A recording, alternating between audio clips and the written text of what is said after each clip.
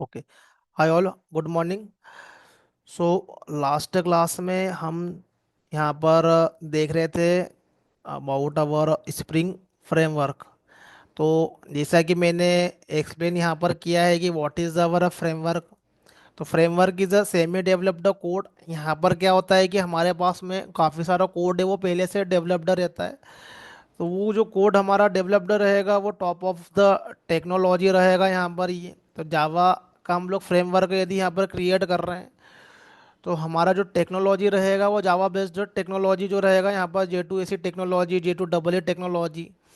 तो J2SE technology के अंदर जहाँ पर हम लोग लर्न करते हैं कि जावा प्रोग्रामिंग लैंग्वेज क्या होती है, जावा का सिंटैक्स क्या होते हैं, जावा की लाइब्रेरी से इंटरेक्ट करते हैं हम लोग, लाइक कलेक्शन जो कि हमारे डेटा स्ट्रक्चर रिलेटेड लाइब्रेरी है, थ्रेडिंग जहाँ पर हम लोग असिंक्रोनस प्रोग्रामिंग करते हैं, एक ही प्रोग्राम से अलग अलग चीज़ें हमको एक ही टाइम पर रन करवाना हो। आईओ है, डेटाबेस की प्रोग्रामिंग है जहाँ पर JDBC हमारे पास में है। फिर एंटरप्राइज एप्लीकेशन के लिए J2EE, एंटरप्राइज एप्लीकेशन के लिए जहाँ पर हम लोग क्लाइंट सर्वर आर्किटेक्चर जो हो यूज़ करते हैं, हमारे एप्लीकेशन को हम लोग इंटरनेट बेसिस बनाते हैं यहाँ पर। तो यहाँ पर J2EE के अंदर हमारा एप्लीकेशन जो होता है वो ऐसे वर्ल्ड वाइड हम यूज़ कर सकते हैं, जहाँ पर एक क्लाइंट रहेगा, यहाँ पर एक सर्वर रहेगा। ये तो वो J2SE के अंदर J2EE में वो टेक्नोलॉजी आती है। तो इन टेक्नोलॉजी का यूज़ करके, डिज़ाइन पैटर्न का यूज़ करके हमारे पास में जो प्री रेडीमेड कोड रहता है जिसको हम लोग फ्रेमवर्क का बोलते हैं, और इसके टॉप पे हम हमारा कोड राइट करते हैं। तो हम हमारा एप्लीकेशन के लेवल पे जो कोड है वो टेक्नोलॉजी में भी राइट कर सकते हैं, बट हमको उसके लिए काफ़ी एफर्ट लगाना पड़ेंगे, बहुत सारा कोड राइट करना पड़ेगा। तो टेक्नोलॉजी पे यदि वही काम को करोगे तो हो सकता है तुम्हें जो काम तुम्हारा 1 साल में हो रहा है फ्रेमवर्क में, वही काम तुम्हारा 2 या 3 मंथ में हो जाए, क्योंकि यहाँ पर ऑलरेडी बहुत सारा कोड अवेलेबल है, उसके टॉप पे हम हमारे कोड को जो है वो राइट कर रहे हैं। तो यहाँ पर टेक्नोलॉजी के ऊपर हमारा रिटर्न रहता है हमारा फ्रेमवर्क। तो इसी में से एक फ्रेमवर्क है हमारे पास में, स्प्रिंग फ्रेमवर्क। तो स्प्रिंग फ्रेमवर्क जो हमें मिला है वो एज ए, यहाँ पर जो है वो स्प्रिंग फ्रेमवर्क जो है ये। तो और भी फ्रेमवर्क आए थे स्प्रिंग फ्रेमवर्क के पहले, स्ट्रट्स, हाइबरनेट तो है ही। तो वो फ्रेमवर्क का क्या है कि एप्लीकेशन जब भी हम क्रिएट करते हैं तो डिफरेंट डिफरेंट हम वहाँ पर क्या करते हैं, लेयर को कंसिडर करते हैं। क्योंकि एप्लीकेशन के अंदर जो पार्ट हमारा यूज़र से इंटरेक्ट करता है उसको हम लोग प्रेजेंटेशन लेयर बोलते हैं। जो पार्ट हमारा डेटाबेस से इंटरेक्ट करता है उसको हम लोग परसिस्टेंस लेयर बोलते हैं। जहाँ पर हम हमारे लॉजिक को राइट करते हैं उसको हम बोलते हैं एज ए सर्विस लेयर। तो जो भी हमको कोड करना है अल्टीमेटली जावा की क्लास फाइल ही राइट करना है, किसी भी लेयर पे करो। बट क्या होता है कि उन क्लास फाइल की रिस्पॉन्सिबिलिटी चेंज हो जाती है as per the layers, as per the different different layers. तो अल्टीमेटली कोड तो जावा का ही रहेगा, रहेगी क्लास फाइल ही, उसकी क्या हो जाती है, रिस्पॉन्सिबिलिटी चेंज हो जाती है। जो कि परसिस्टेंस लेयर के अंदर जो तुम्हारी क्लास रहेगी वो सारे की सारा उसका जो काम रहेगा वो डेटाबेस से इंटरेक्ट करने का रहेगा। अब वहाँ पर JDBC यूज़ करो, हाइबरनेट यूज़ करो, ये हमारे पे डिपेंड करता है। प्रेजेंटेशन से रिलेटेड जो क्लास रहेगी उसके अंदर कैपेबिलिटी रहेगी रिक्वेस्टों को लेने की, एंड यूजर से रिस्पॉन्स को देने की। तो प्रेजेंटेशन लेयर पे डायरेक्टली इनडायरेक्टली उसके अंदर सर्वलेट रहेगा ही। रिक्वेस्ट को यहाँ पर लेने की जो कैपेबिलिटी है रिक्वेस्ट को लेने की और उस पर रिस्पॉन्स देने की, ये सब रहती है सर्वलेट के पास में। वो किसी भी फ्रेमवर्क पे काम करोगे तो रिक्वेस्ट और रिस्पॉन्स जो देगा वो सर्वलेट ही दे रहा है वहाँ पर ही। अब इवन हम सर्वलेट राइट नहीं भी करेंगे तो भी सर्वलेट ही देगा वहाँ पर। तो हम कंट्रोलर क्लासेस राइट करते हैं, बट कंट्रोलर क्लासेस जो है वो उस पर रिक्वेस्ट जो आती है वो सर्वलेट के अंदर से ही आती है वहाँ से। तो सर्वलेट पर डायरेक्ट प्रोग्रामिंग करना काफ़ी डिफिकल्ट तो नहीं बोलूँगा, काफ़ी कोड राइट करना पड़ेगा। तो उसी को सिंप्लीफाई करते हैं फ्रेमवर्क में। तो वो चीज़ें स्टड्स के अंदर जो आती है वो, उस स्टड्स के अंदर एक हमें कुछ एक्शन सर्वलेट ऐसा कुछ सर्वलेट है जो कि हमको एक मिलता है, उसको कॉन्फ़िगरेशन करना पड़ता है। वैसा क्या होता है कि यहाँ पर होता है डिस्पैचर सर्वलेट स्प्रिंग के केस में। तो वहाँ पर वो सर्वलेट रहेगा, रिक्वेस्ट हमेशा सर्वलेट पर ही आएगी, वो सर्वलेट पे आने के बाद में वो रिडायरेक्ट होती है पीछे हमारे प्रेजेंटेशन लेयर के साइड में। तो डायरेक्टली इनडायरेक्टली हमारा जो पास में जो रिक्वेस्ट है वो सर्वलेट पे ही आएगी। तो जब ये वाली प्रोग्रामिंग लर्न करते हैं तो सर्वलेट की प्रोग्रामिंग करते हैं, तो सीधे हम लोग सर्वलेट पे हमारे कोड को राइट करते हैं। लेकिन जब हम लोग फ्रेमवर्क पे करते हैं प्रोग्रामिंग, तो वहाँ पर हम लोग सर्वलेट वगैरह राइट नहीं करते, हम लोग सीधे क्लासेस राइट करते हैं। तो क्लासेस के अंदर जो कॉल होते हैं वो सर्वलेट से ही आते हैं, तो उसके अंदर जब फ्लो आएगा, जब हम बात करेंगे ये, तो ऐसा प्रेजेंटेशन लेयर पे हमारे पास में जो स्प्रिंग का मॉड्यूल है वो स्प्रिंग एमवीसी मॉड्यूल हमें क्रिएट किया हुआ है ये। यदि हमें प्रेजेंटेशन की जगह पे वहाँ पर से यदि हमें यदि वेब सर्विसेज क्रिएट करना हो, तो वहाँ पर हम लोग रेस्टफुल सर्विसेज का यूज़ करते हैं। फिर सिक्योरिटी है, डेटाबेस साइड में जेडीबीसी है, ओआरएम है, फिर स्प्रिंग का जो है वो स्प्रिंग बेच है, स्प्रिंग क्लाउड है। तो ये सब क्या है, स्प्रिंग के क्या है, ये मॉड्यूल ही है यहाँ पर ये। लेकिन स्प्रिंग फ्रेमवर्क में डायरेक्ट भी क्रिएट कर सकते हैं, लेकिन कॉन्फ़िगरेशन करना पड़ता है काफ़ी सारे। तो वही स्प्रिंग बूट के अंदर वो कॉन्फ़िगरेशन को रिड्यूस किया गया है यहाँ पर ये। तो अभी हम पहले जा रहे हैं फ्रेमवर्क पे अप्रोच करते हुए कि फ्रेमवर्क क्या है हमारे पास में ये, फिर स्प्रिंग फ्रेमवर्क से क्या चीज़ें हमारे पास में रिड्यूस हो रही है। तो जैसे हमारा स्प्रिंग कोर मॉड्यूल क्लियर होता है, वैसे ही है कि हम लोग एबल हो जाते हैं स्प्रिंग के किसी भी मॉड्यूल को लर्न करने के लिए। स्प्रिंग फ्रेमवर्क का जो फाउंडेशन है वो स्प्रिंग कोर है ये। इंटरव्यू में 50-60% क्वेश्चन जो होते हैं वो स्प्रिंग के कोर मॉड्यूल पे ही होते हैं, जिससे ये पता चलता है कि तुम स्प्रिंग फ्रेमवर्क के बारे में कितना यहाँ पर जानते हो। तो स्प्रिंग का कोर मॉड्यूल जो है वो अंडरस्टैंड करने के लिए हमें जो चीज़ें पता होना चाहिए, सबसे पहले कि हम किसी भी लेयर्स पे यहाँ पर हम जब हम लोग कोडिंग करते हैं यहाँ पर, presentation layer, service layer, persistence layer, तो सबसे पहले हमारे पास में रिस्पॉन्सिबिलिटी क्या रहती है, हमें यहाँ पर जितनी भी क्लासेस क्रिएट करते हैं हमको उसका ऑब्जेक्ट क्रिएट करना पड़ता है। तो ऑब्वियसली बात है, Java is object oriented programming language, यहाँ पर हमें सारा के सारा काम जो भी होगा वो ऑब्जेक्ट के फॉर्म में होगा। तो हम यहाँ पर क्या क्रिएट करते हैं, ऑब्जेक्ट क्रिएट करते हैं। तो जितने भी मॉड्यूल रहेंगे एप्लीकेशन के लेवल पे, लाइक ई कॉमर्स का एप्लीकेशन है तो हमारे पास में है प्रोडक्ट का मॉड्यूल है, ऑर्डर का मॉड्यूल है, पेमेंट का मॉड्यूल है, नोटिफिकेशन मॉड्यूल है। तो सबसे सबके रिलेटेड हमारे पास में क्या होगी, करस्पॉन्डिंग जो होगी यहाँ पर प्रेजेंटेशन लेयर होगी या एपीआई लेयर होगी। बट अभी के सिनेरियो में तो मोस्टली हम लोग एपीआई राइट करते हैं।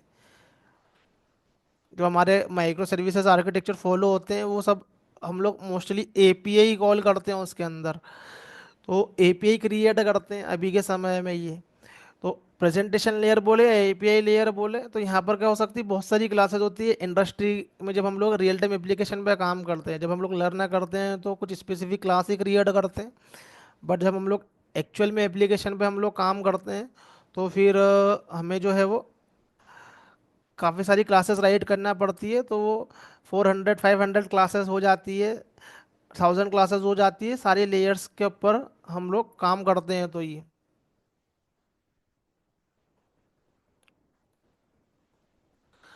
तो सबसे पहले यहाँ पर जो चीज़ आएगी वो ये आएगी कि यहाँ पर लेयर्स के उसमें हम लोग जो भी ऑब्जेक्ट क्रिएट कर रहे हैं, तो सबसे पहला काम तो ऑब्जेक्ट का क्रिएशन। तो जो ऑब्जेक्ट का क्रिएट होना, ये हमारे पास में ये टास्क है, ये ऑब्जेक्ट को क्रिएट करना सारे लेयर्स पे। तो फ्रेमवर्क का यूज़ नहीं करोगे तो सब खुद तो करना पड़ेगा। यहाँ पर ये हर लेयर पे क्या है कि ऑब्जेक्ट जो है वो खुद को क्रिएट करना है। और फ्रेमवर्क का यूज़ करोगे तो वो एफर्ट फ्रेमवर्क ले लेगा ऑब्जेक्ट क्रिएट करने का। तो ऑब्जेक्ट क्रिएट करने के लिए हमारे पास में मल्टीपल अप्रोच है। तो न्यू के थ्रू ऑब्जेक्ट क्रिएट कर सकते हो, ये डायरेक्ट जो है वो जावा में डायरेक्ट ऑब्जेक्ट क्रिएट करने का तरीका है। जैसे जावा लर्न करना स्टार्ट करते हैं तो सबसे पहले ऑब्जेक्ट क्रिएट करने का प्रोसेस यही बताते हैं कि न्यू कीवर्ड लगाओ, क्लास का नाम लिखो, और जो भी कंस्ट्रक्टर है उसको यहाँ पर राइट करो यहाँ पर ये। तो हमारे पास में क्या होती है, जैसे न्यू कीवर्ड यूज़ करते हैं तो डायनामिक मेमोरी एलोकेशन होती है within our heap area. JVM के अंदर क्या होता है, हीप एरिया होता है, वहाँ पर हमारा ऑब्जेक्ट क्रिएट होता है। तो ये न्यू कीवर्ड के थ्रू होती है, जो कि डायरेक्ट तरीका है हमारे पास में करने का। और ऑब्जेक्ट क्रिएशन होने का मतलब है कि something, some memory is created inside our JVM, और जेवीएम रन करता है हमारे रैम के अंदर। तो जब भी हम क्या करते हैं कि जावा को इंस्टॉलेशन करते हैं, तो रैम के अंदर कितनी मेमोरी जेवीएम को हमको अलोकेट करना है, तो उसका कॉन्फ़िगरेशन भी हम लोग करते ही हैं। बाय डिफ़ॉल्ट एक उसका कॉन्फ़िगरेशन रहता है, लेकिन इंडस्ट्री के लेवल पे हमें हमें कॉन्फ़िगर करना पड़ती है कि जेवीएम जो है वो इतनी मेमोरी हमारी ऑक्यूपाई करे रैम की ये। क्योंकि जितनी ज़्यादा क्लास लोड होगी, जितने ज़्यादा ऑब्जेक्ट क्रिएट होंगे, उतने ज़्यादा वहाँ पर रैम के अंदर साइज लगेगा, तो हमको जेवीएम के लिए हम लोग मेमोरी एलोकेट कर सकते हैं। उसका कॉन्फ़िगरेशन रहता है। कभी मेमोरी रिलेटेड इशू आते हैं, तब वो कॉन्फ़िगरेशन हमको चेंज करना पड़ता है। तो न्यू टेस्ट से हमारा ऑब्जेक्ट जो है वो क्रिएट होता है। अब इसके अलावा और भी प्रोसेस है, लाइक ये फॉर नेम। अब ये रिफ्लेक्शन एपीआई की मेथड है, ये क्लास डॉट फॉर नेम। तो जावा में होते हैं रिफ्लेक्शन एपीआई। रिफ्लेक्शन एपीआई मतलब यदि हमें किसी भी क्लास का मेटा डेटा पता करना हो कि उसके अंदर कितने कंस्ट्रक्टर है, कितने मेथड है, उसके एक्सेस एक्सेस स्पेसिफायर कौन कौन से हैं, तो उस केस में हम लोग क्लास फॉर नेम का यूज़ करते हैं, और इसके अंदर जो भी क्लास है उसको हम लोग एज ए स्ट्रिंग पास करते हैं। तो ऐसे भी ऑब्जेक्ट क्रिएट हो सकता है यहाँ पर ही। बाकी ये ऐसे ऑब्जेक्ट क्रिएट करना जो है वो हम नॉर्मल प्रोग्रामिंग में तो कर सकते हैं, बट सर्वर के अंदर जो ऑब्जेक्ट क्रिएट होता है वो इस तरीके से होता है। तो क्योंकि हम लोग सर्वर के अंदर डायरेक्टली हमारा जो प्रोग्राम रहता है वो ऐसे उसको हम लोग ऐसे ऑब्जेक्ट क्रिएट नहीं करते न्यू के थ्रू। सर्वर के अंदर जो हम लोग पास करते हैं, तो वहाँ पर जो भी क्रिएटेड होता है वो सब रन टाइम पे होता है। तो मैनुअली भी कर सकते हो, लेकिन मैनुअली हम लोग करते ही नहीं है। मैनुअली क्रिएट करना तो न्यू से ही कर लेंगे। सर्वर के अंदर ये वाला प्रोसेस फॉलो होता है ऑब्जेक्ट क्रिएट करने का। तो ये रिफ्लेक्शन एपीआई जो है वो अलग अलग जगह पे यूज़ होते हैं। तो reflection API is very important, क्योंकि जो एनोटेशन आज के समय में जो हमारे काम करते हैं, तो वो रिफ्लेक्शन एपीआई की हेल्प से ही करते हैं। वो जो एनोटेशन अभी के समय में काम करते हैं, तो ये भी एक ऑब्जेक्ट क्रिएट करने का तरीका है हमारे पास में, class dot for name. Interview में कई बार पूछा जाता है कि कितने तरीके से जावा में ऑब्जेक्ट क्रिएट कर सकते हैं, तो 4 या 5 तरीके होते हैं। बट तुम तरीके कितने ही बताओ, लेकिन उसका एक्सप्लेनेशन पता होना जरूरी है। एक होता है क्लोन। तो क्लोन का मतलब है कॉपी करना। तो एक ऑब्जेक्ट जो क्रिएटेड है उसका हम लोग क्या करते हैं, कॉपी करते हैं। तो इसी को हम लोग बोलते हैं क्लोन करना। तो क्लोन करने में एक ऑब्जेक्ट से दूसरा ऑब्जेक्ट बनता है, तो अल्टीमेटली ऑब्जेक्ट ही क्रिएट हो रहा है, उसकी क्लोनिंग हो रही है यहाँ पर ये। तो इससे भी क्या हो रहा है, ऑब्जेक्ट ही क्रिएट हो रहा है, तो ये क्लोन का भी क्या होता है, ये प्रोसेस होता है। उससे भी जो होता है वो ऑब्जेक्ट क्रिएट होता है। तो ये भी एक तरीका है, बट इसका यूज केस क्या है कि पहले से एक ऑब्जेक्ट होना चाहिए। फिर एक होता है सीरियलाइजेशन।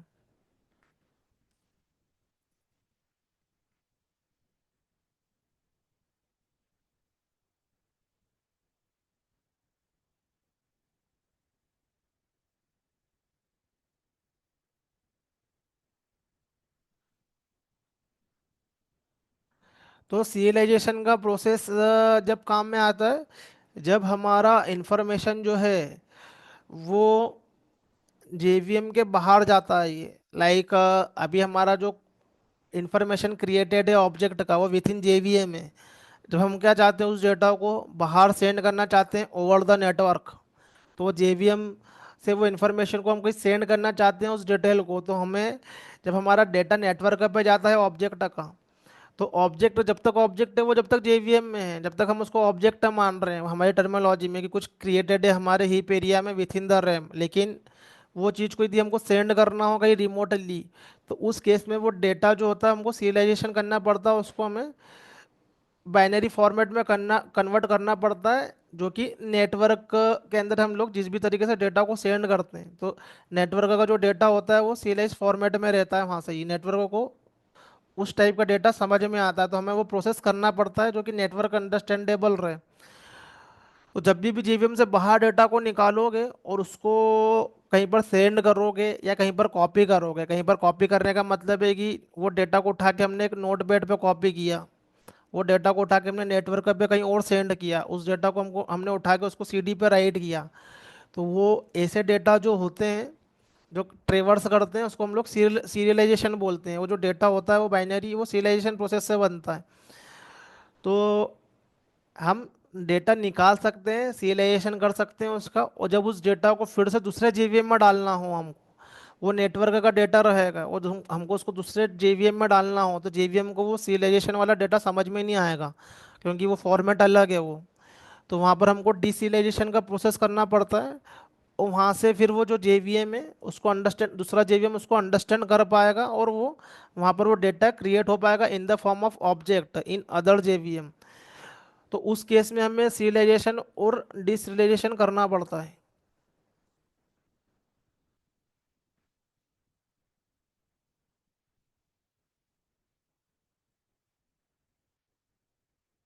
तो सीरियलाइजेशन डिसीरियलाइजेशन का क्या होता है, ये प्रोसेस होता है ये। तो इन्फॉर्मेशन को उठा के जेवीएम से बाहर करोगे, नेटवर्क में लाओगे, या फिर किसी और फाइल में ले जाओगे, तो उस केस के प्रोसेस को हम बोलते हैं सीरियलाइजेशन। फिर वापस से हमको दूसरे दूसरे जेवीएम में डालना है तो उसको डिसीरियलाइजेशन बोलते हैं। तो अल्टीमेटली क्या कर रहे हैं हम लोग, एक ऑब्जेक्ट के डेटा को उठा के दूसरे जेवीएम में ले जा रहे हैं, और वहाँ ऑब्जेक्ट क्रिएट कर रहे हैं। तो वहाँ भी क्या हो रहा है, ऑब्जेक्ट क्रिएट हो रहा है। तो ऑब्जेक्ट क्रिएट होने का मतलब ये है कि कुछ डेटा क्रिएट हो रहा है विथ इन द जेवीएम, और जेवीएम होता है हमारे पास में रैम में। तो ये सब प्रोसेस है ऑब्जेक्ट को क्रिएट करने की। और ये जो ऑब्जेक्ट यहाँ से क्रिएट होते हैं तो डिफरेंट डिफरेंट सिनेरियो में होते हैं। अब ये एंटरप्राइज एप्लीकेशन के अंदर 100% सिलेक्शन डिसलेशन चलता ही है, क्योंकि हम हमारे सर्वर पे जो भी रिक्वेस्ट आती है उसको रिस्पॉन्स करते हैं। तो सर्वर उसको कन्वर्ट करता है रिस्पॉन्स को, कि क्या तुम भेज रहे हो सर्वर से। फिर उसके बाद में क्लाइंट जो रहता है वो उसको डिसीरियलाइज करता है एज पर द जो भी क्लाइंट स्पेसिफिक एप्लीकेशन है, जो भी उसको समझ में आता है वो उसको कन्वर्ट करता है। ये जावा का ऑब्जेक्ट रहेगा तो उसको डिसीरियलाइज करेगा जावा के ऑब्जेक्ट में, किसी और तरीके का ऑब्जेक्ट रहेगा तब उसके तरीके में कन्वर्ट होता है वो। तो एज ए जावा डेवलपर हम जब भी सर्वलेट एप्लीकेशन क्रिएट करते हैं, तो सर्वलेट के अंदर क्या होता है कि एक चीज़ होती है माइम टाइप।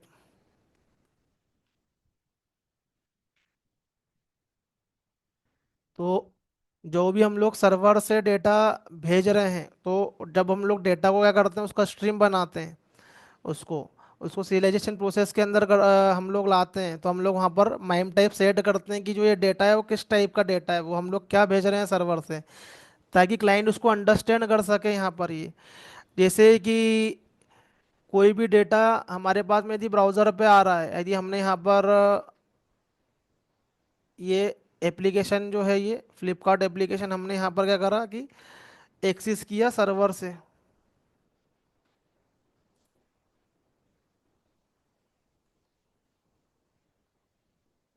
तो इसके नेटवर्क पे जाओगे, ये एप्लीकेशन का जो भी डेटा आएगा तो वहाँ पर वो ये बताएगा सर्वर की जो डेटा जो जा रहा है ये कहाँ पर जा रहा है, तो उसको वाला एप्लीकेशन डिसीलाइज करेगा। तो उसके अंदर वो वहाँ पर वो माइम टाइप है वहाँ पर ये, तो इसके रिस्पॉन्स में यदि देखोगे,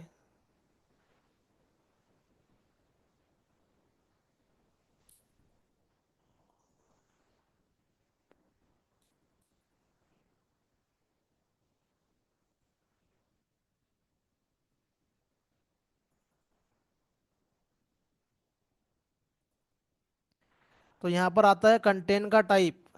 तो ये सर्वर से ये डेटा वहाँ से जो है उसका माइम टाइप सेट रहता है कि जो टाइप रहेगा वो जेसन फॉर्मेट का रहेगा। तो जो क्लाइंट है उसके पास में वो कैपेबिलिटी होना चाहिए उस डेटा को अंडरस्टैंड करने की।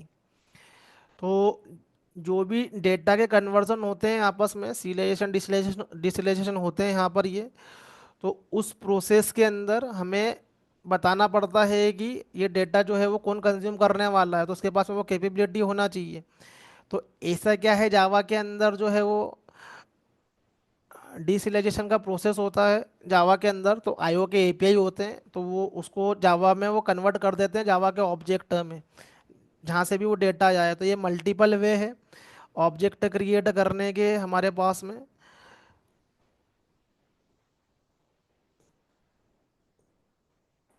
तो सबके अपने अपने यूज़ केस है, सब अपने अपने अकॉर्डिंगली क्या होते हैं वो यूज़ होते हैं। अब ये बताने का मेरा पर्पस ये था कि जब हम यहाँ पर प्रोजेक्ट के अंदर जब हम लोगों के पास में बहुत सारी क्लासेस है, और उसका जब हमारे पास में क्या हो रहे हैं ऑब्जेक्ट क्रिएट हो रहे हैं, तो ऑब्जेक्ट ऑब्जेक्ट है जो हमारे पास में क्रिएट होंगे, तो सबसे पहले तो ऑब्जेक्ट क्रिएट करना है हमको ये। तो ये एफर्ट हमको लगाना पड़ेगा यदि हम फ्रेमवर्क का यूज़ नहीं कर रहे हैं तो वो ये सब प्रोसेस है ऑब्जेक्ट क्रिएट करने की। अब हम तो यहाँ पर जो स्ट्रेट फॉरवर्ड अप्रोच जो है हम लोग इसका यूज़ करते हैं, न्यू का। क्योंकि अभी हमारे पास में यूज़ केस में ऐसा ही है कि हम लोग न्यू से ऑब्जेक्ट क्रिएट करें। तो एक तो यही है हमारे पास में। अब यदि हम लोग फ्रेमवर्क का यूज़ नहीं कर रहे हैं, हम लोग यूज़ कर रहे हैं as a normal J2 AC, sorry J2 EE, J2 AC जो बाय डिफॉल्ट रहता ही है। तो यहाँ पर हम लोग सर्वलेट राइट करेंगे, क्योंकि सर्वलेट के पास में कैपेबिलिटी है रिक्वेस्ट को ट्रैप करने की। अभी हम लोग फ्रेमवर्क का यूज़ नहीं कर रहे हैं, तो हमें यहाँ पर जितनी भी क्लासेस बना रहे हो तो वहाँ पर सर्वलेट बनाना पड़ेगा, जो भी रिक्वेस्ट आएगी सर्वर से लेने के लिए। और उसको आगे प्रोसेस करवाओगे, फिर डेटा यहाँ पर लेकर आओगे, फिर यहाँ पर रिस्पॉन्स प्रिपेयर करोगे। फिर वो रिस्पॉन्स जो तुम्हारा रहेगा वो एज ए क्लाइंट ब्राउज़र पे जाने वाला है। तो फिर हमको उसके अंदर एक माइम टाइप डालना पड़ेगा, लाइक हम लोग डालेंगे HTML। तो हम लोग यहाँ पर पूरा की पूरा HTML का कोड बनाएंगे यहाँ पर। तो वो HTML का कोड जो है वो जाएगा ब्राउज़र के ऊपर, और ब्राउज़र के ऊपर वो ब्राउज़र के अंदर इंजन जो उसको एग्जीक्यूट करेगा और एक रिप्रेजेंटेबल फॉर्मेट में हमें दिखाएगा ये। तो हमें यहाँ पर सर्वलेट राइट करना पड़ेंगे। तो सर्वलेट के ऑब्जेक्ट हम नहीं क्रिएट करते हैं, सर्वलेट का ऑब्जेक्ट क्रिएट करता है हमारा server, Tomcat server. Tomcat server के अंदर होते हैं कंटेनर, कंटेनर के पास में वो कैपेबिलिटी ऑब्जेक्ट क्रिएट करने की सर्वलेट के। तो वो सर्वलेट के ऑब्जेक्ट को क्रिएट करते हैं इंटरनली। जो टॉमकैट है कंटेनर है, यहाँ पर हम नहीं क्रिएट कर पाएंगे, वो सर्वलेट की लाइफ साइकिल को फॉलो करेंगे वो। और ऑब्जेक्ट भी क्रिएट वही करेंगे। अभी सर्वलेट के टॉपिक के अंदर आता है सर्वलेट में ऑब्जेक्ट क्रिएट कैसे होता है। तो सिंपल जावा का ऑब्जेक्ट तो वो न्यू डॉट टेस्ट से क्रिएट हो जाता है, क्योंकि क्लास हम लोग ही राइट करते हैं और हम लोग ही उसका ऑब्जेक्ट क्रिएट करते हैं। लेकिन सर्वलेट जो है वो एक J2 EE की एक टेक्नोलॉजी है, तो उसका ऑब्जेक्ट क्रिएट करने का तरीका हमारे पास में डायरेक्टली नहीं है कि हम उसको क्रिएट करें। कर सकते हैं लेकिन करते नहीं है, क्योंकि हमें सर्वर का यूज़ करना है। तो सर्वर क्या करेगा, हमारे सर्वलेट को जो है वो कॉल करता है, तो ऑब्जेक्ट भी क्रिएट वही करता है। तो सर्वलेट डायरेक्ट क्रिएट नहीं करता है ऑब्जेक्ट को, सर्वलेट जो है वो इनडायरेक्टली करता है। अब इनडायरेक्टली वो सर्वलेट सर्वलेट जो है सर्वर के अंदर जो कंटेनर है उसके अंदर क्या है, हमारे पास पास में ये क्लास डॉट फॉर नेम का यूज़ करता है वो इंटरनली। और रन टाइम पे क्या करता है, ऑब्जेक्ट क्रिएट करके देता है हमको रन टाइम पर। तो ये यहाँ पर प्रेजेंटेशन लेयर पे जो ऑब्जेक्ट क्रिएट होंगे वो हमारा सर्वर क्रिएट करेगा, ये वाली लेयर पे तो हम करेंगे, हमारी रिस्पॉन्सिबिलिटी पे ही है। लेकिन यहाँ पर जो है वो हमारा सर्वर जो है वो उसका कंटेनर क्रिएट करके देगा। इस केस में यदि हम लोग फ्रेमवर्क का यूज़ नहीं करते हैं तो यहाँ पर class dot for name use होता है, वो सर्वर के अंदर से कॉल होता है। अल्टीमेटली तो ऑब्जेक्ट ही क्रिएट कर रहे हैं। फिर जो अदर अदर में अप्रोच है वो हमारे यूज़ केस के हिसाब से जो है वो यूज़ होती है, क्लोनिंग, सीरियलाइजेशन, डिसीरियलाइजेशन। ये हमारे यूज़ केस के हिसाब से जो है वो हम उसको यूज़ कर सकते हैं यहाँ पर ये। तो वेब सर्विसेज के केस में तो यहाँ पर सीरियलाइजेशन डिसीरियलाइजेशन 100% होता ही है। वेब सर्विसेज के केस में जो वेब सर्विसेज के API है उसके अंदर ये प्रोसेस इंटरनली होगा ही होगा, क्योंकि जहाँ पर हम लोग डिफरेंट डिफरेंट मशीनें आपस में कम्युनिकेट कर रही हैं यहाँ पर ये। तो ये सब अप्रोच है ऑब्जेक्ट क्रिएट करने की। अब अल्टीमेटली से ऑब्जेक्ट ही क्रिएट होगा यहाँ पर ये। तो क्रिएट द ऑब्जेक्ट सबसे पहला काम है। दूसरा काम है हमारे पास में ऑब्जेक्ट कोलैबोरेशन। अब आपस में क्या करते हैं, ऑब्जेक्ट कम्युनिकेट करते हैं। तो ऑब्जेक्ट के कम्युनिकेशन करने के हमारे पास में दो तरीके हैं, एक है ईज है, एक है हेज है। तो ईज रिलेशनशिप जो होती है वो हम बोलते हैं जावा के अंदर जो इनहेरिटेंस का कॉन्सेप्ट होता है, जहाँ पर एक क्लास के फीचर दूसरे में अडॉप्ट होते हैं। तो जहाँ पर कॉमन फीचर है जो कि काफ़ी सारी क्लासेस में यूज़ हो रहे हैं, तो उस केस में हमें इनहेरिटेंस पे जाना है कि जो कॉमन फीचर उसको एक क्लास में राइट कर लो और बाद में उसको क्या कर लो, एक्सटेंड यहाँ पर परफॉर्म कर लो। तो ये इनहेरिटेंस कॉन्सेप्ट के अंदर आता है, लेकिन हम उसको बोलते हैं क्या, ऐसे ईजी रिलेशनशिप। अब हेजर रिलेशनशिप जो होगी हमारे पास में, वो हम एक क्लास के ऑब्जेक्ट में दूसरे क्लास के ऑब्जेक्ट को यहाँ पर क्या करेंगे, यहाँ पर हम लोग उसको क्रिएट करेंगे। तो इसको हम लोग बोलते हैं एज ये हेजर रिलेशनशिप। तो एक है हमारे पास में ईजर रिलेशनशिप, एक एक है हमारे पास में हेजर रिलेशनशिप। तो हम जो यहाँ पर लेयर्स के अंदर जो हम लोग कॉलिंग करेंगे हम लोग, तो यहाँ पर एक लेयर का जो ऑब्जेक्ट है वो दूसरे लेयर के ऑब्जेक्ट को क्या करेगा, वो कॉल करेगा यहाँ पर, उसकी मेथड को वो कॉल करेगा यहाँ पर। तो ऑब्वियसली है वहाँ पर जो हम लोग अप्रोच फॉलो करते हैं वो as a has a relationship approach जो है वो वहाँ पर हम लोग उसको फॉलो करते हैं यहाँ पर ये। तो ऑब्जेक्ट को क्रिएट करना है, उसके बाद में जो ऑब्जेक्ट को है वो हमको यहाँ पर जो है वो कोलोबरेट करना है, ऑब्जेक्ट के बीच में यहाँ पर कम्युनिकेशन करवाना है। तो यदि हम लोग हेज रिलेशनशिप यहाँ पर फॉलो करते हैं इस तरीके से, तो इसको बोला जाएगा यहाँ पर ये टाइट कपलिंग। क्योंकि हम यहाँ पर क्या कर रहे हैं कि जो ऑब्जेक्ट जो है वो उसको यहाँ पर एक क्लास के ऑब्जेक्ट के अंदर यहाँ पर दूसरा क्लास जो है वो हम उसको यूज कर रहे हैं, यहाँ पर न्यू कीवर्ड है यहाँ पर ये। तो जब तक के ए का ऑब्जेक्ट क्रिएट नहीं होगा इस बी क्लास का ऑब्जेक्ट हम क्रिएट नहीं कर सकते यहाँ पर ये। तो जब भी हम यहाँ पर क्या करेंगे, बी क्लास का ऑब्जेक्ट क्रिएट करेंगे इस तरीके से, तो पहले क्या होगा, इस बी के अंदर क्या है, ये ए क्लास है, ये इसका ऑब्जेक्ट क्रिएट होगा और उसके बाद में बी का ऑब्जेक्ट क्रिएट होगा। जब तक ए का ऑब्जेक्ट क्रिएट नहीं होता है तो हमारे पास में क्या है वो बी का ऑब्जेक्ट क्रिएट नहीं हो पाएगा ये।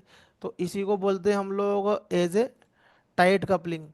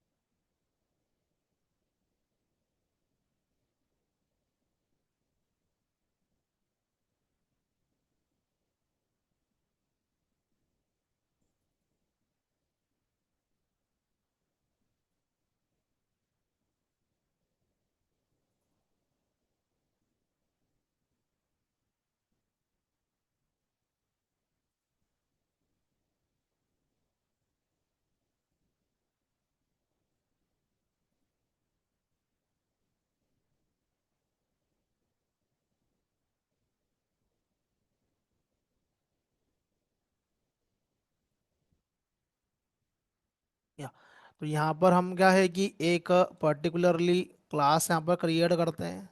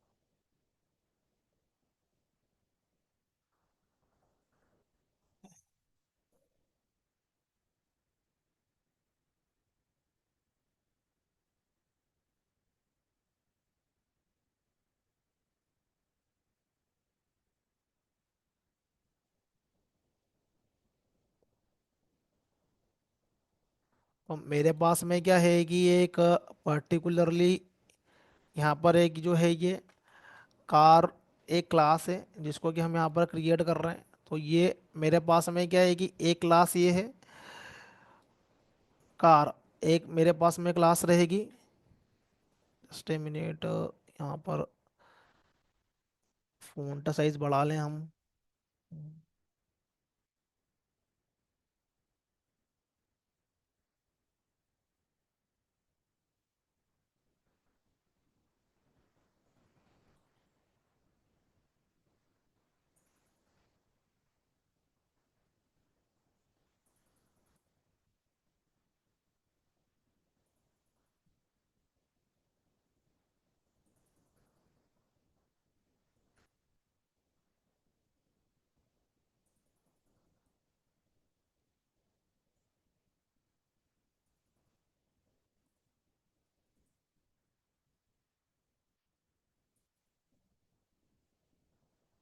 ठीक है।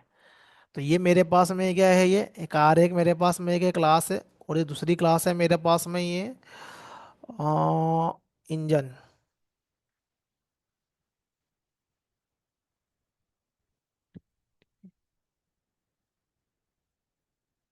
ये दो क्लास है मेरे पास में ये। अब पर्टिकुलरली हमारे पास में क्लास जो है ये, हम यहाँ पर क्या क्रिएट करते हैं, यहाँ पर ये क्लास के जो है यहाँ पर ये ऑब्जेक्ट क्रिएट करते हैं पर्टिकुलरली। तो हमारे पास में पहली बात तो हमको ऑब्जेक्ट क्रिएट करना है, और उसके ऑब्जेक्ट का हमें क्या करवाना है, यहाँ पर ये कोलोब्रेशन करवाना है। यहाँ पर हमको ऑब्जेक्ट जो है एक ऑब्जेक्ट से दूसरे ऑब्जेक्ट को हमारे पास में हमें ये कॉल करना है।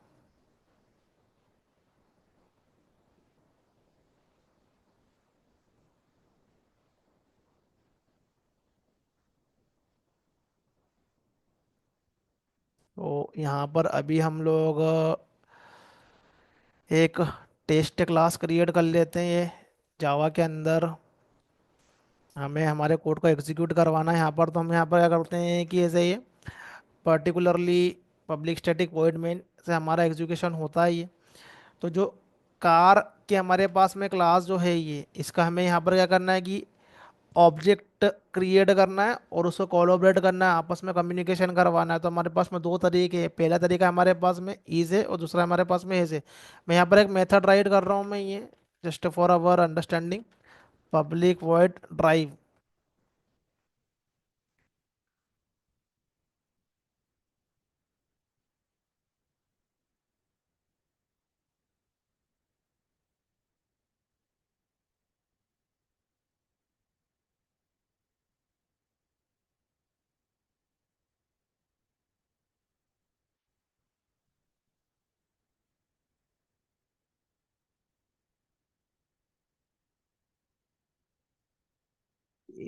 स्टार्ट मेथड राइट कर लेते हैं यहाँ पर।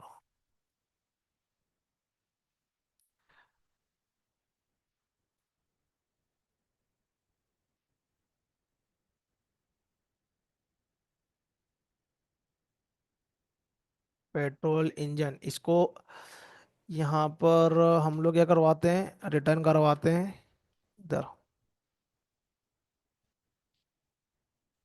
ठीक है। तो मेरे पास में क्या है कि कार क्लास है, और मेरे क्लास में क्या है यहाँ पर है कि इंजन क्लास है यहाँ पर। तो मुझे इस कार क्लास के अंदर इस इंजन क्लास का मुझे यूज़ करना है यहाँ पर, क्योंकि हमको यहाँ पर क्या है कि ऑब्जेक्ट का कोलोब्रेशन करवाना है।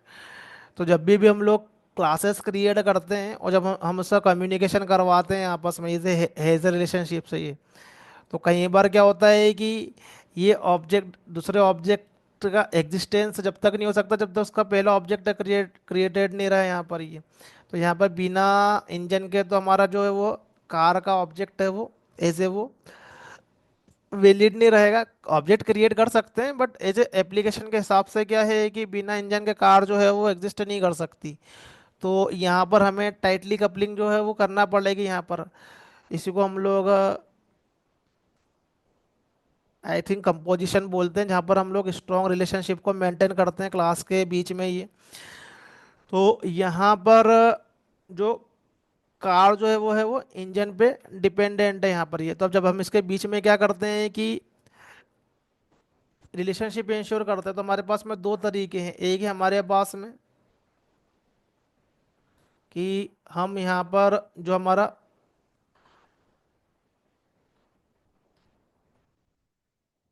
इंजन जो है वो इसके अंदर क्या कर ले हम लोग यहाँ पर एज ए वो इज रिलेशनशिप परफॉर्म कर ले। तो उसके लिए हमें क्या करना पड़ेगा कि जो कार जो है वो उसके अंदर हमको एक्सटेंड करना पड़ेगा इंजन क्लास को यहाँ पर। तो इसके फीचर जो होंगे यहाँ पर आ जाएंगे इंजन के। और हम यहाँ पर क्या कर सकते हैं कि पर्टिकुलरली ड्राइव के अंदर हम लोग जो है वो इंजन को कॉल कर सकते हैं। अब ऐसे ऐसे अभी मैं ये जो चीज़ यहाँ पर एक्सप्लेन कर रहा हूँ उसको मैं यहाँ पर एज ए रियल टाइम में मैं लेयर्स पे ले जाने वाला हूँ मैं धीरे से। ये लेयर्स पे कैसे काम करता है, क्योंकि जब प्रोजेक्ट हम लोग क्रिएट करते हैं तो लेयर में कम्युनिकेशन करते हैं, तो पहले हमें ये क्लियर होना चाहिए कि आप आपस में ऑब्जेक्ट कैसे कम्युनिकेट कर रहे हैं, फिर हम लोग इसी चीज़ को कहाँ ले जाएंगे, लेयर्स पे ले जाएंगे ये। क्योंकि फ्रेमवर्क के अंदर ये चीज़ें ऑटोमेटिकली होगी जो मैं करने वाला हूँ ये। तो फ्रेमवर्क में जो कॉन्सेप्ट रहेगा हमारे पास में डिपेंडेंसी इंजेक्शन क्या है, आईओसी कंटेनर कैसे काम करता है, जब भी क्लियर होगा जब हमें ये फंडामेंटल हमें पता रहे इंटरनली क्या हो रहा है। तो ऑब्जेक्ट कोलोब्रेशन करने में हमारे पास में क्या है कि पहला अप्रोच तो ये हो गया। ये कार का ऑब्जेक्ट है, ये इंजन का ऑब्जेक्ट है, इंजन को यहाँ पर करो और इंजन की मेथड को यहाँ से क्या करो, कॉल करो। तो यहाँ पर कॉल करना है। तो ये इंजन जो इसी का पार्ट है, तो हम यहाँ पर यूज़ कर सकते हैं दिस, लिखो या नहीं लिखो सेम ही है। और ये मेरे पास में मेथड है इंजन की, the method name start.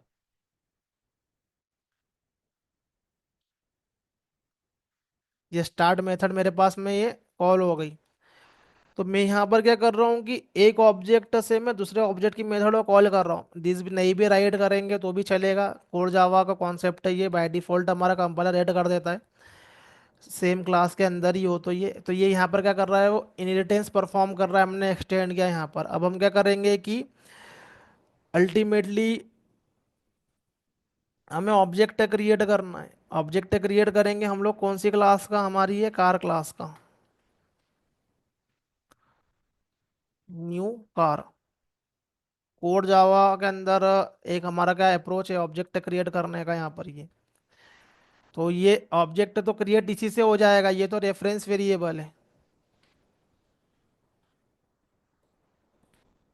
Left वाला पार्ट जो है वो रेफरेंस वेरिएबल है, नहीं भी लिखोगे तो कोई प्रॉब्लम नहीं है, ऑब्जेक्ट तो क्रिएट इसी से हो जाता है ये। तो जावा में ऑब्जेक्ट क्रिएट करने का तरीका क्या है, न्यू कीवर्ड का यूज़ करो और क्लास का जो है कंस्ट्रक्टर राइट कर दो। तो यहीं से क्या हो जाता है, हमारा ऑब्जेक्ट जो होता है वो क्रिएटेड हो जाता है। बट हमको रेफरेंस वेरिएबल इसलिए लेना पड़ता है कि यदि हम लोग उस ऑब्जेक्ट के अंदर की मेथड को मल्टीपल प्लेसेस पे यूज़ कर सकते हैं करें यदि, तो बार बार तो हम ये सिंटेक्स को राइट नहीं करेंगे। क्योंकि जितनी बार न्यू कीवर्ड एग्जीक्यूट होगा उतनी बार क्या होगा, ऑब्जेक्ट क्रिएट होगा। और ऑब्जेक्ट कहाँ पर मेमोरी लेता है,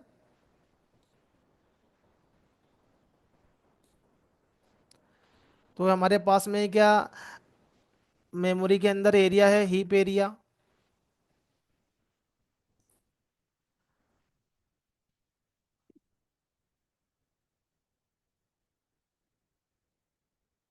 एक है हमारे पास में हीप एरिया जेवीएम के अंदर।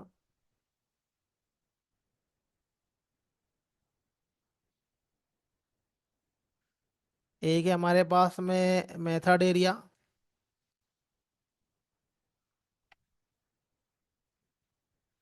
और एक है हमारे पास में स्टैक एरिया।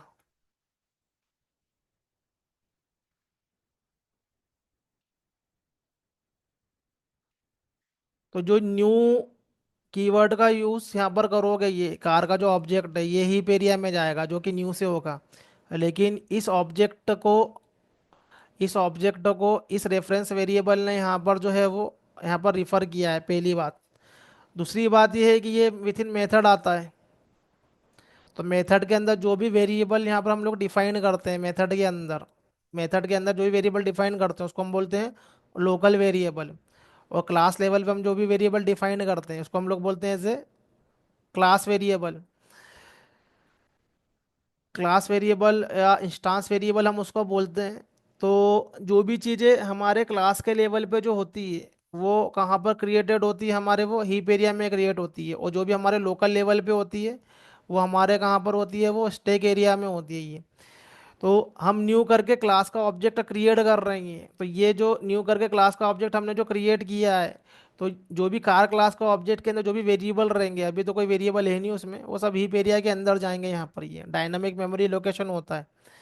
लेकिन जो लेफ्ट साइड वाला जो पार्ट दिख रहा है यहाँ पर, इसका रेफरेंस है ये। तो ये जो वेरिएबल है it is a part of method, तो ये स्टैक के अंदर जाएगा। और स्टैक के अंदर कोई भी वेरिएबल जब तक टिकता है, जब तक कि मेथड कॉल हो रहा है, ये मेथड एग्जीक्यूशन होगा यहाँ से। और मेथड जैसे एग्जीक्यूशन खत्म होगा वो स्टैक के अंदर से डिस्ट्रॉय हो जाता है। और जो भी हीप एरिया में रहता है वो डिस्ट्रॉय गार्बेज कलेक्टर के प्रोसेस से होता है। तो इट इज़ अ फंडामेंटल, देखते रहेंगे बार बार। तो ये कार क्लास को हम लोग यहाँ पर ऑब्जेक्ट क्रिएट कर रहे हैं। तो रेफरेंस वेरिएबल लेना नहीं लेना वो हमारे पर डिपेंड करता है, हमारी रिक्वायरमेंट पे भी है कि नहीं है। तो इससे तो ऑब्जेक्ट क्रिएट हो जाएगा ये। इससे हम यहाँ पर क्या कर रहे हैं कि मेथड को कॉल करते हैं। यहाँ पर मेथड का नाम है हमारे पास में ड्राइव। तो हम करेंगे ड्राइव मेथड को कॉल, और ड्राइव इंटरनली करेगी स्टार्ट मेथड को। वी डोंट नो कि ये ड्राइव मेथड के अंदर एक और मेथड कॉल हो रही है जो कि इंजन के अंदर की है। तो हम इसको रन करते हैं यहाँ पर ये।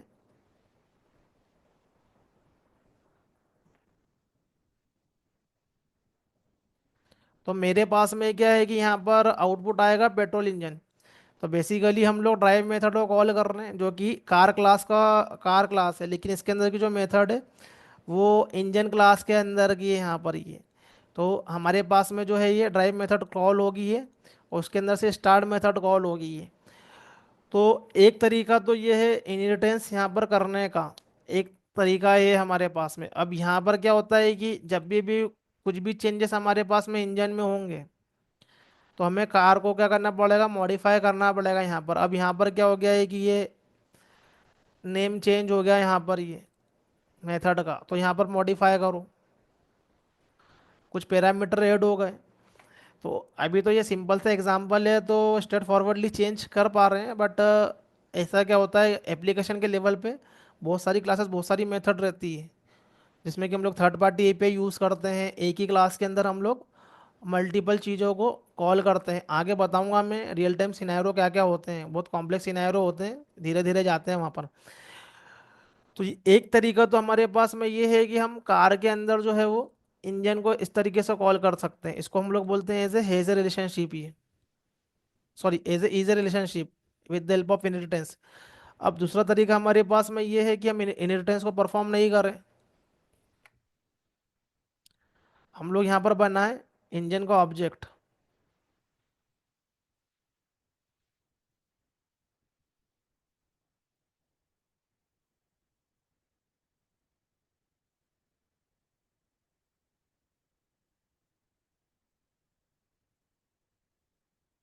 तो हम लोग यहाँ पर इंजन क्लास का क्या बनाएंगे, यहाँ पर ये ऑब्जेक्ट बनाएंगे, और हम इस ऑब्जेक्ट के अंदर यहाँ पर ये मेथड का कॉल करेंगे यहाँ पर ही।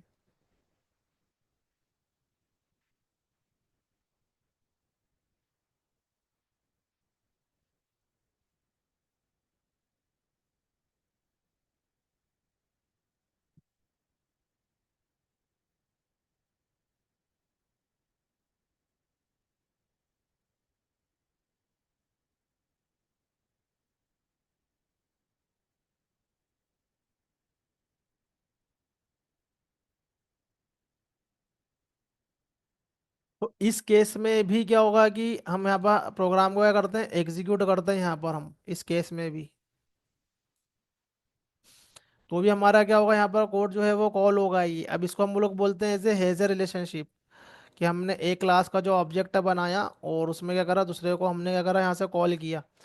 अब इसमें क्या प्रॉब्लम रहती है कि एक तो हेज रिलेशनशिप के अंदर जो है ये हम लोग टाइटली कपल्ड हो जाते हैं।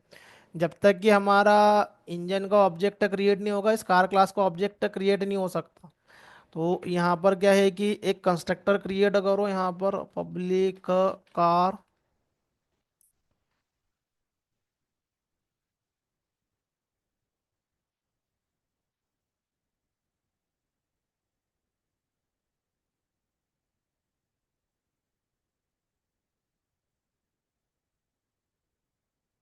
डिपेंडेंसी इंजेक्शन अंडरस्टैंड जब भी होगा जब ये चीज़ें समझ में आएगी, जो कि स्प्रिंग कोर के अंदर आईओसी कंटेनर करता है। तो यहाँ पर क्या है कि सबसे पहले जो हमारा ऑब्जेक्ट है वो क्रिएट होगा हमारा इंजन का। उसके बाद में कार का ऑब्जेक्ट क्रिएट होगा, देन जो भी हमने मेथड कॉल किया है उसके बाद में मेथड कॉल आया है हमारे पास में कंस्ट्रक्टर जो होगा। पहले इंजन का यहाँ पर कॉल हुआ, पहले यहाँ पर जो है वो कार का कॉल नहीं होगा, इंजन का कॉल होगा, क्योंकि कार के अंदर ही इंजन का ऑब्जेक्ट है यहाँ पर ये। तो पहले ये कॉल होगा। अब ये क्या है, इंस्टांस वेरिएबल है, हीप के अंदर आ रहा है ये। तो ये हीप के अंदर क्रिएटेड होगा, ये वेरिएबल भी कहाँ पर है, ये हीप के अंदर ही है ये भी। इंस्टांस वेरिएबल जो होते हैं वो हीप में क्रिएट होते हैं ही। तो ये यहाँ पर क्या है कि ये ऑब्जेक्ट इस तरीके से क्रिएट हुआ। अब इसमें प्रॉब्लम ये रहेगी कि जब हम लोग इजी रिलेशनशिप मेंटेन करते हैं तब हम लोग ऑब्जेक्ट को यूज़ एक ही बार कर पाते हैं। लेकिन जब हम हेजर रिलेशनशिप यूज़ करते हैं तो हम लोग क्लास के लेवल पे मल्टीपल ऑब्जेक्ट क्रिएट कर सकते हैं।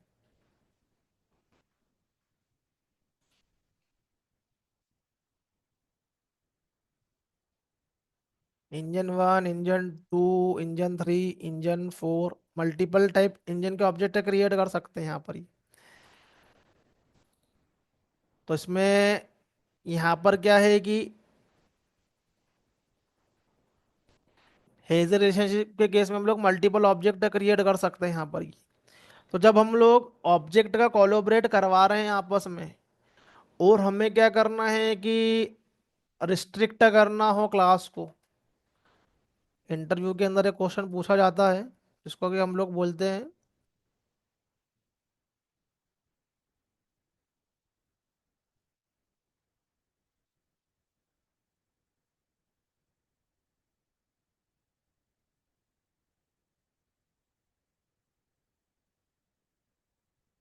Difference between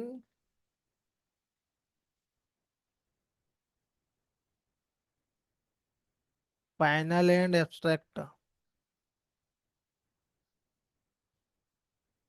class. इंटरव्यू में क्वेश्चन होता है ये वाला, फाइनल और एब्स्ट्रैक्ट के बीच में डिफरेंस क्या है। तो क्या होता है कि अभी हमने यहाँ पर हेजर रिलेशनशिप यहाँ पर मेंटेन किया और यूजर रिलेशनशिप मेंटेन किया। तो यदि मुझे एक क्लास के फीचर को दूसरी क्लास के अंदर मुझे क्या करना है, पास करना है, तो मेरे पास में दो तरीके हैं। तो इंजन दो तरीके से यूज हो सकता है कार के अंदर, एक ईजी से हो सकता है और हेजे से हो सकता है यहाँ पर ये।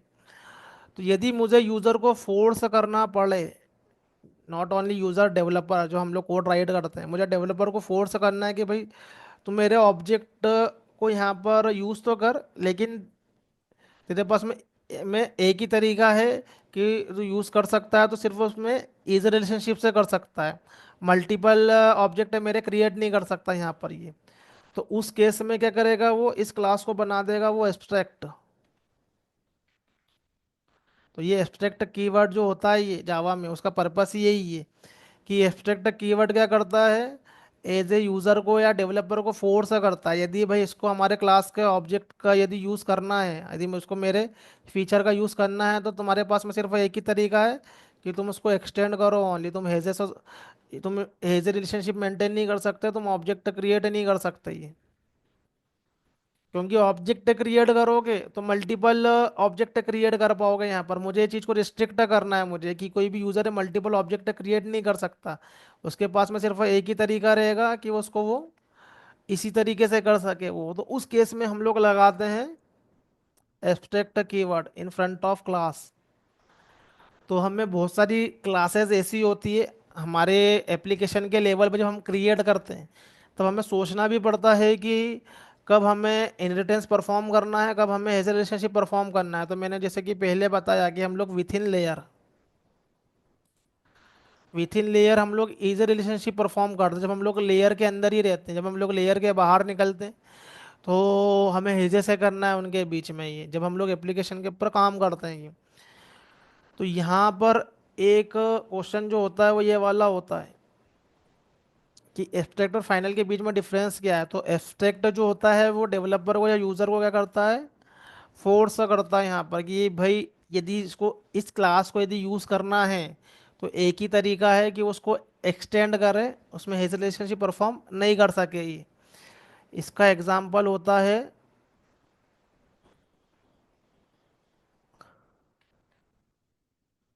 Servlet, H T T P servlet, generic servlet, जो हमको सर्वलेट टेक्नोलॉजी में हम लोग लर्न करते हैं। तो वहाँ पर servlet is a kind of interface, लेकिन इंटरफेस का implemented H T T P servlet और एक जेनेरिक सर्वलेट दो क्लासेस है। तो वो वहाँ पर देखोगे तो उसके ऊपर क्या लगा हुआ रहेगा, वो एब्स्ट्रैक्ट लगा हुआ रहेगा। वो इसलिए लगा हुआ रहेगा कि हम लोग जब भी किसी भी क्लास को सर्वलेट में कन्वर्ट करेंगे तो कन्वर्ट करने के लिए हमें सर्वर साइड एग्जीक्यूशन के जो फीचर चाहिए उस पर्टिकुलरली क्लास के अंदर, तो वो वहाँ पर लेने का जो तरीका रहेगा उसको क्या रहता है कि जो सर्वलेट की क्लासेस है ये यहाँ पर वो एब्स्ट्रैक्ट है ये। तो तुम उसके फीचर को यदि यूज़ करना चाहते हो तो तुम्हारे पास में एक ही तरीका है कि तुम उसको इनहेरिटेंस परफॉर्म करो। दूसरे दूसरे तरीके से नहीं कर सकते हम, वहाँ पर हमारे पास में एक ही तरीका ही है। तो जब भी हमको डेवलपर को फोर्स करना हो इजी रिलेशनशिप के लिए तो हम क्या करेंगे, हमारी क्लास को क्या करेंगे, हम लोग एब्स्ट्रैक्ट कर देते हैं हम लोग ये। तो ये तो हमको कम्युनिटी से दी हुई है सर्वलेट J2EE की, लेकिन ऐसा हम हमारे एप्लीकेशन के लेवल पे भी करते हैं। काफ़ी सारी एब्स्ट्रैक्ट क्लासेस क्रिएटेड दिखेगी वहाँ पर। तो उसका एक ही पर्पस ये रहता है कि कोई भी उसका न्यू से ऑब्जेक्ट क्रिएट नहीं कर ले, ऑलवेज वो इनहेरिटेंस के थ्रू वो परफॉर्म हो यहाँ पर ये। तो एक है हमारे पास में एब्स्ट्रैक्ट, फिर दूसरा होता है फाइनल। तो अब मैं यदि फाइनल कर दूंगा तो फाइनल मुझे फोर्स करता है हेजर रिलेशनशिप के लिए कि तुमको यदि एक क्लास का फीचर दूसरे क्लास में यूज़ करना हो तो तुम यहाँ पर एक्सटेंड नहीं कर सकते। ये मुझे प्रिवेंट करता है इनहेरिटेंस से। मुझे ये यदि मुझे करना ही है यदि, तो फिर मुझे क्या करना है, मुझे फाइनल का यूज़ करना पड़ेगा। तो मुझे इंजन क्लास का ऑब्जेक्ट क्रिएट करना है मुझे यहाँ पर, तो मुझे यहाँ पर ऐसे ही करना पड़ेगा। अब मैं उसका जो है मैं इनहेरिटेंस से मैं उसका यूज़ नहीं कर सकता। मैं कोड जावा का कॉन्सेप्ट है ये। तो सिंटेक्स तो वहाँ लर्न करते हैं, लेकिन इसके यूज़ केस यहाँ पर निकल के आते हैं। तो एप्लीकेशन के लेवल पे क्या है कि हम क्या करते हैं कि कोड को यहाँ पर फाइनल कीवर्ड का जब हम लोग यूज़ करते हैं तो उसका मीनिंग क्या होता है कि तुम्हारे पास में एक ही तरीका है कि तुम इसी तरीके से उसको यूज़ कर सकते हो। तो फाइनल कीवर्ड जो है वो प्रिवेंट करता है वो इनहेरिटेंस के लिए। अब यदि तुम्हारी क्लास से आगे यदि फाइनल कीवर्ड लगा है तो तुम मल्टीपल ऑब्जेक्ट क्रिएट करने की कैपेबिलिटी रखते हो, कोई प्रॉब्लम नहीं है।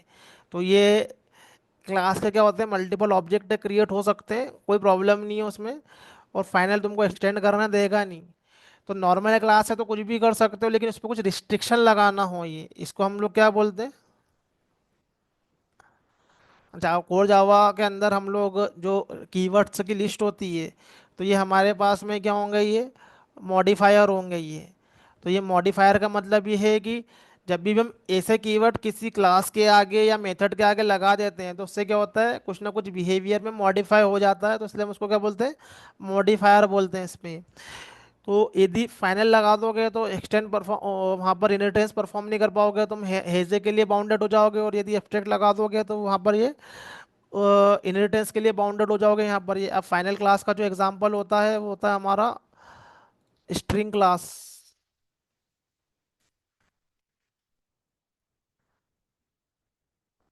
तो स्ट्रिंग क्लास को जो स्ट्रिंग क्लास जो है वो फाइनल है। वो इसीलिए है कि कोई भी उसके यूज़र जो है, कोई भी डेवलपर है, उसके बिहेवियर में चेंजेस नहीं कर सकता। जो लॉजिक है उसी को यूज़ करना है। डायरेक्ट ऑब्जेक्ट क्रिएट करो, यूज़ करो, उसके अंदर कुछ भी हम लोग चेंजेस नहीं कर सकते। बट सर्वलेट के अंदर जो मेथड जो रहती है उसी में हम लोग हमारे बिजनेस लॉजिक को डालते हैं with in the our service method. जो भी हमको करवाना हो, हमें सर्वर साइड फीचर चाहिए, तो ये हमारी जो जावा की क्लास है वो कैपेबल हो जाती है इंटरनेट बेस्ड एप्लीकेशन के लिए, रिक्वेस्टों को लेने के लिए, रिस्पॉन्स को देने के लिए, यदि हम लोग सर्वलेट में प्रोग्रामिंग करते हैं। तो ये जो मॉडिफायर जो है ये हमको दिखते हैं अलग अलग जगह पर, जिसके अपने अपने क्या होते हैं, पर्पस होते हैं ये। अब मैंने ये कहानी क्यों बताई है यहाँ पर, ये हेजर रिलेशनशिप वाली, यहाँ पर हेजर रिलेशनशिप वाली। तो हमें लेयर के बीच में जो कम्युनिकेशन करना है वो हेजर रिलेशनशिप से करना है। अब यहाँ पर क्या होता है कि जब हम क्लास के अंदर इंजन का ऑब्जेक्ट क्रिएट करते हैं तो ये क्या, इस तरीके से ऑब्जेक्ट पास करने को हम लोग बोलते हैं टाइटली कपलिंग। जब एक क्लास का ऑब्जेक्ट दूसरे क्लास पर डिपेंडेंट है तो ये होता है टाइटली कपल्ड। तो टाइटली कपल्ड ऑब्जेक्ट जो है वो यहाँ पर जब तक के इंजन का ऑब्जेक्ट क्रिएट नहीं होता है, कार क्लास का ऑब्जेक्ट क्रिएट नहीं हो सकता ये। तो हमें एप्लीकेशन के लेवल पे हमारे ऑब्जेक्ट है वो टाइटली कपल्ड नहीं होना चाहिए, वो ऑलवेज क्या होना चाहिए, वो लूजली कपल्ड होना चाहिए जो हमारे पास में ऑब्जेक्ट है। फिर लूजली कपल्ड मतलब ऑब्जेक्ट क्रिएट सेपरेटली हो, और जब हम उस ऑब्जेक्ट का कोलैबोरेशन करवाएं तो रन टाइम पे हम क्या कर सकते हैं, कुछ डिसीजन ले सकते हैं। अभी हम लोग क्या होगा यहाँ पर, टाइटली कपल्ड होने से हम लोग बाउंडेड हो गए, जो इंजन के अंदर है जस्ट वही हमारे पास में जो है वो यहाँ पर वो कॉल हो रहा है यहाँ पर ये। लेकिन हम हमारा हम क्या होगा, एक ही इंजन के लिए हम लोग टाइटली कपल्ड हो गए हम लोग यहाँ पर ये। लेकिन हमें फ्यूचर में यदि इंजन चेंज करना रहा तो हम लोग उसको चेंज नहीं कर पाएंगे हम ये। तो हमें as per our requirement, as per our business use case हमें क्या करना है कि हमें लॉजिक को चेंज करना हो, हमें कुछ इनपुट को चेंज करना हो। हम चाहते हैं कि यहाँ पर पेट्रोल के अलावा डीजल इंजन भी आए, इलेक्ट्रिकल इंजन भी आए, जब हमको जिसकी रिक्वायरमेंट रहे तब वाला इंजन हमारे लिए क्या हो, वो अवेलेबल रहे, हम उसको चेंज कर सके। तो हमें क्या करना है कि ऑब्जेक्ट को पहले लूजली कपल करना है। लूजली कपल करने का मतलब है ये इसके ऊपर क्या होना चाहिए, वो डिपेंड नहीं रहना चाहिए ये। तो उस केस में हमें यूज़ करना पड़ता है जावा का concept dynamic polymorphism. Dynamic polymorphism का मतलब है चीज़ें रन टाइम पे डिसाइड होगी।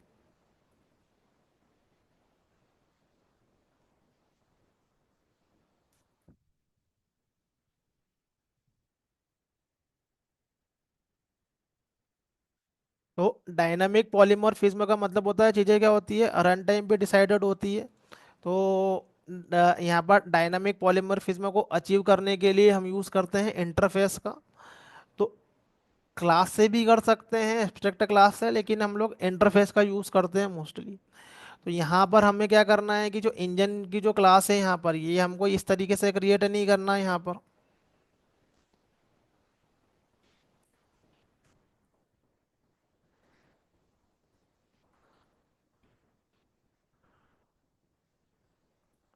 डायनामिक पॉलीमॉर्फिज्म डायनामिक बाइंडिंग बोलते हैं। अभी जस्ट मैं यहाँ पर एक्सप्लेन कर देता हूँ मैं, और उसको हम आगे हमारे एप्लीकेशन लेवल पे कैसे करते हैं। तो यहाँ पर instead of writing engine class हम लोग यहाँ पर क्या करते हैं कि इंटरफेस को क्रिएट करते हैं। तो यहाँ पर हमें जो है वो इम्प्लीमेंटेशन नहीं देना है, इंटरफेस। तो इंटरफेस के अंदर क्या होती है, set of abstract class is known as interface. और इंटरफेस के अंदर जस्ट हम लोग क्या करते हैं, डेफिनेशन देते हैं। अब इंटरफेस का जो पर्पस जो है वो अलग है, क्लास का पर्पस अलग है, एब्स्ट्रैक्ट क्लास का पर्पस अलग है। तो कीवर्ड के अकॉर्डिंगली क्या होते हैं, पर्पस चेंज हो जाते हैं यहाँ पर। या अब इंटरफेस के अंदर हम लोग क्या करते हैं कि यहाँ पर जस्ट हम लोग डेफिनेशन वाले पार्ट को यहाँ पर हम लोग यहाँ पर देते हैं यहाँ पर ही।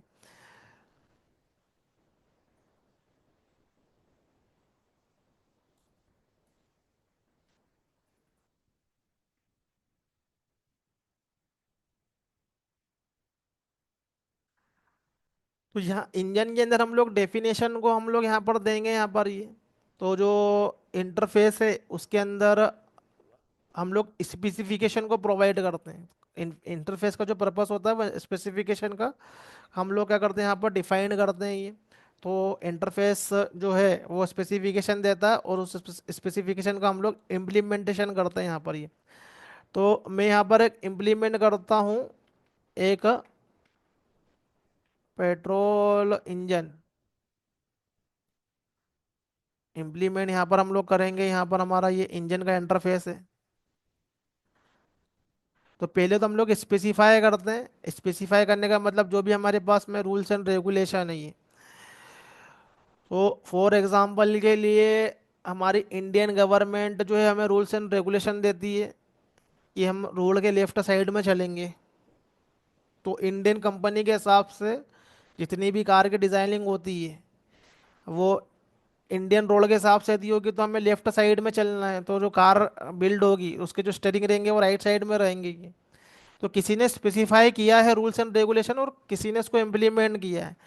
तो जावा कोडिंग के लेवल पे हम लोग जो स्पेसिफिकेशन देते हैं, जो रूल्स देते हैं, उसको हम लोग in the form of interface देते हैं। वो अब हम हमारे एप्लीकेशन के लिए भी हो सकते हैं, या हम लोग थर्ड पार्टी जो सॉफ्टवेयर यूज़ करते हैं या लाइब्रेरी यूज़ करते हैं।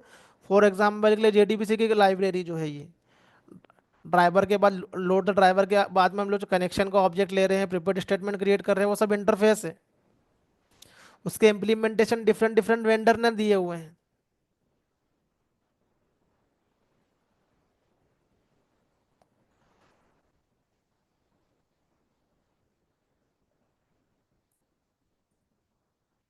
तो ये जो जेडीबीसी के जो एपीआई जो हैं ये,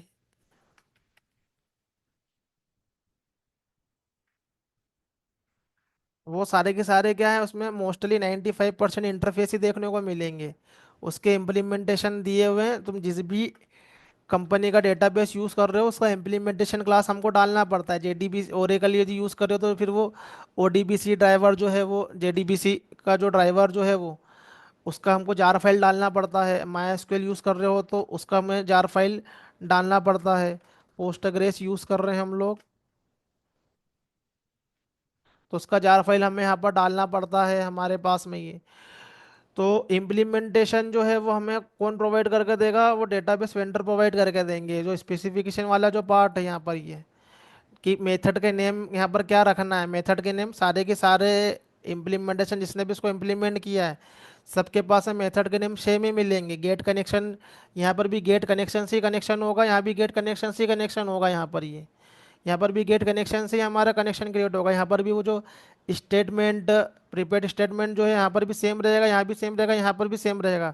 execution query, execute query, execute method यहाँ भी सेम रहेगी, यहाँ भी सेम रहेगी, यहाँ भी सेम रहेगी।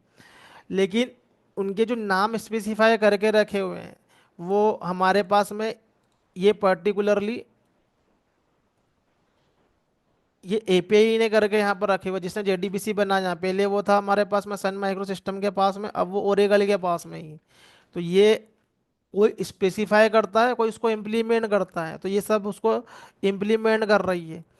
तो इम्प्लीमेंट करते समय ये मेथड के नाम चेंज नहीं कर दें। मेथड के नाम जो है सब कॉमन ही रहना चाहिए, ताकि डेवलपर्स के लिए वो इजी रहे। तो तुम डेटाबेस कोई सा भी यूज़ करो, लेकिन जब उसके अंदर ऑपरेशन परफॉर्म करोगे तो मेथड के नेम सेम ही रहेंगे, क्योंकि इन्होंने उसको इम्प्लीमेंट ही ऐसा करके रखा हुआ है। तो इम्प्लीमेंट इसलिए ऐसा करके रखा हुआ है कि यहाँ पर किसी ने स्पेसिफाई करके रखा हुआ है कि मेथड के नेम यही रखो। तो जो भी हमारा स्पेसिफिकेशन वाला जो पार्ट है उसको हम लोग इंटरफेस में डिफाइन करते हैं। तो ये इंटरफेस का यूज केस है। इंटरफेस का जो मेन काम होता है वो एक्चुअली में स्पेसिफिकेशन देने का काम होता है। तो इंटरव्यू में ये क्वेश्चन पूछा जाता है कि इंटरफेस क्या है, तो सब अच्छे से आंसर कर देते हैं कि हाँ ये ठीक है, ये इंटरफेस है। अनइम्प्लीमेंटेड क्लास को हम लोग इंटरफेस बोलते हैं। फिर या सेट ऑफ एब्स्ट्रैक्ट मेथड, इसको हम लोग इंटरफेस बोलते हैं। लेकिन पूछा जाता है कि इंटरफेस का पर्पस क्यों है, क्यों इंटरफेस दिया हुआ है जावा कम्युनिटी ने। तो पर्पस उसका ये यही है कि स्पेसिफिकेशन देने के लिए कोई भी चीज़ हम लोग जब भी डेवलप करेंगे उसके लिए जब हम सोर्स कोड राइट करेंगे तो पहले हमें स्पेसिफाई करना पड़ेगा उसको ही। तो हमारा जो डॉक्यूमेंटेशन होता है और स्पेसिफिकेशन होता है वो in the form of interface होता है। फिर वो इम्प्लीमेंटेड होता रहता है, उसको डिफरेंट डिफरेंट वेंडर इम्प्लीमेंट कर सकते हैं। तो वो हमको जार फाइल के फॉर्मेट में मिलते हैं, लेकिन एप्लीकेशन के लेवल पे हम खुद भी डिफरेंट डिफरेंट इम्प्लीमेंटेशन दे सकते हैं, जो कि हम अभी देने वाले हैं। तो एक इम्प्लीमेंटेशन हम लोग दे रहे हैं पेट्रोल इंजन के लिए। तो हमें क्या करना है कि वो रूल्स एंड रेगुलेशन के अकॉर्डिंगली हमको डिफाइन करना है, तो उसको हम लोग क्या करेंगे, यहाँ पर इम्प्लीमेंट करेंगे।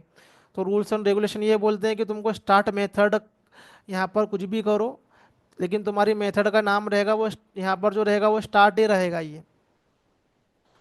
फिर ऐसा हम लोग एक और क्लास क्रिएट करेंगे दूसरे इंजन के लिए।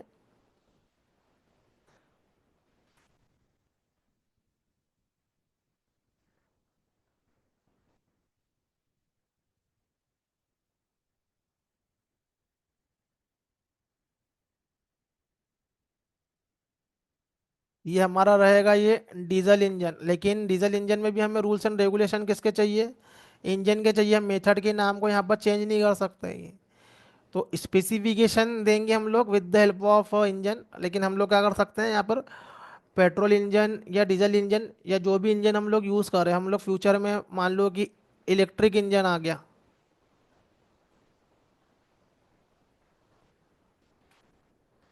इंटरफेस बहुत इंपॉर्टेंट चीज़ है। तो एप्लीकेशन के लेवल पे ये फ्लिपकार्ट का एप्लीकेशन है, फ्लिपकार्ट का एप्लीकेशन अलग अलग एरिया में बिजनेस कर रहा है यहाँ पर ये। अब कल को इनके पास में एक नया बिजनेस यहाँ पर डेवलप हो जाता है, तो वहाँ पर क्या है कि डेवलप होने के लिए जहाँ पर उनका स्पेसिफिकेशन है, उन्हें एक नया स्पेसिफिकेशन ऐड करना पड़ेगा और उसका इम्प्लीमेंटेशन देना पड़ेगा। तो एप्लीकेशन क्या होते हैं, लूजली कपल्ड होते हैं। कोई नई चीज़ ऐड हो जाए उसके अंदर तो एप्लीकेशन का कोड है उसमें ज़्यादा चेंजेस नहीं आना चाहिए, सब चीज़ें सेपरेट हो जाए। चेंजेस आए लेकिन कम चेंजेस आए, इसको हम बोलते हैं लूजली कपल्ड ये। तो टाइटली कपल के केस में क्या होता है, जैसे हम लोग पहले कर रहे थे एक क्लास को ऑब्जेक्ट दूसरी क्लास में डायरेक्टली क्रिएट कर रहे थे। तो यदि एप्लीकेशन लेवल पे कोई बड़े चेंज आते हैं तो फिर उसके ऑब्जेक्ट को क्रिएट करो, नए ऑब्जेक्ट को क्रिएट करो वहाँ पर, या कुछ उसमें मेथड में चेंज हो जाएगा तो बहुत सारे जहाँ जहाँ पर वो मेथड कॉल है उसको देखो वहाँ पर जाके, तो बहुत सारे चैलेंजेस होते हैं टाइटली कपलिंग अप्रोच से ही है।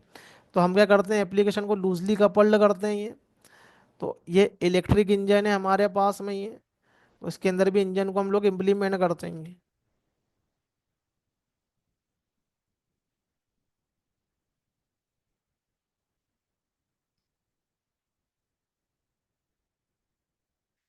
तो यहाँ पर देखोगे पेट्रोल इंजन हो डीजल इंजन हो सबके पास में स्टार्ट मेथड है। अभी हम लोगों ने इंजन मेथड को यहाँ पर इम्प्लीमेंट किया, तो हमें इंजन के ही रूल्स एंड रेगुलेशन फॉलो करने हैं। रूल्स एंड रेगुलेशन फॉलो करने का मतलब है जो उसने डेफिनेशन दी है हम हमारे डेफिनेशन चेंज नहीं कर सकते, हमको इसी में अपना इम्प्लीमेंटेशन देना है।